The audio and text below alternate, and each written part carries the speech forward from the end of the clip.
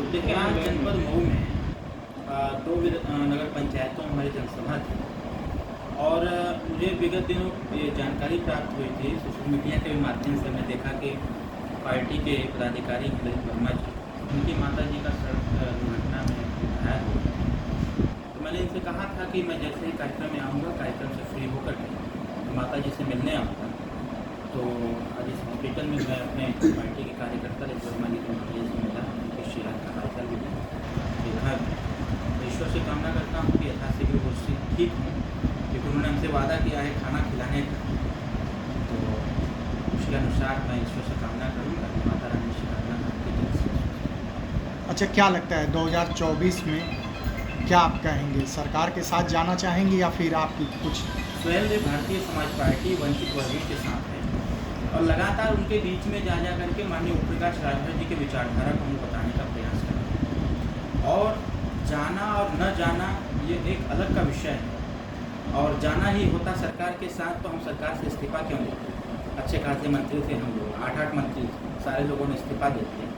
हमारे जो मूल एजेंडे थे, सामाजिक न्याय समिति की रिपोर्ट को लागू कर, जिस पे हमेशा हम लोग बात करते रहते थे, चर्चा भी होती रहती थी, लेकिन सरकार उससे मुकर गई। हम लोग कहते थे कि गरीबों के जो इलाज है वो निःशुल्क हों, अब जितने भी प्राइवेट या सरकारी संस्थान उसमें सरकार का पैसा जावे ताकि गरीबों का इलाज सरकारी पैसे से हो सके, उस पर भी सहमति नहीं बन पाई।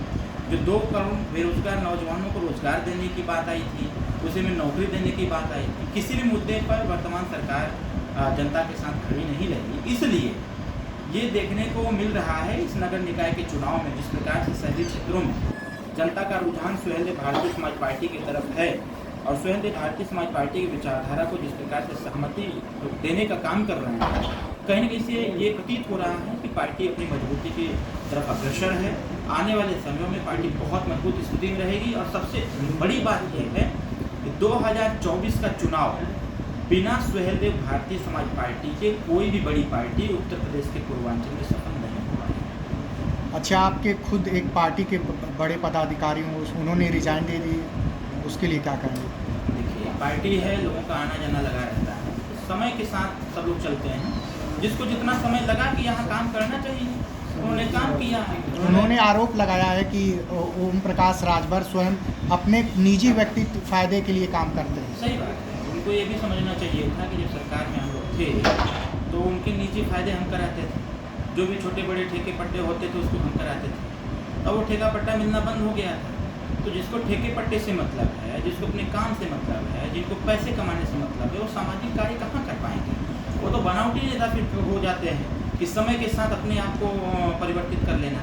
नेता माननीय ओम प्रकाश राजभर जिस प्रकार से उत्तर प्रदेश नहीं पूरे देश में अपने बेबाकी से और अपने एजेंडे को लेकर के अडिग रहने से, इसके साथ साथ सच्चाई को सच्चाई से कहने वाला अगर कोई व्यक्ति है पूरे देश में, ओम प्रकाश राजभर। ओम प्रकाश राजभर सैद्धांतिक लड़ाई लड़ते हैं, तो स्वाभाविक तौर पर है जो सिद्धांतों की बात करेगा तो उसको लोग अवसरवाद जरूर करेंगे। योगी जी 2024 नगर निकाय चुनाव के लिए पूरी ताकत लगा दी है और खुद चुनावी मैदान में कूद पड़े हैं। आप क्या इसको कैसे देखते हैं? देखिए, योगी जी और वर्तमान भारतीय जनता पार्टी की सरकार अभी डबल इंजन की सरकार चल रही थी, वो ट्रिपल इंजन करने के चक्कर में। डबल इंजन की सरकार में तो जनता के से किए गए वादे पर तो उतर नहीं पाए। डबल इंजन की सरकार उन्होंने एक काम जो किया है, मानसिक गुलाम बनाने का। 5 किलो राशन दे करके वो परिवार को चलाने का प्रयास कर रहे हैं। जो 2 करोड़ नौकरियों की बात आई थी, शिक्षा की बेहतरी की जो बात आई थी, प्राथमिक विद्यालय जो सरकारी प्राइमरी विद्यालय हैं उसका कायाकल्प करने की बात आई थी, जो गुजरात मॉडल लाने की बात आई थी, दिल्ली मॉडल लाने की बात आई थी, कुछ हुआ नहीं। तमाम बेरोजगार नौजवान ददर की ठोकरें खा रहे हैं।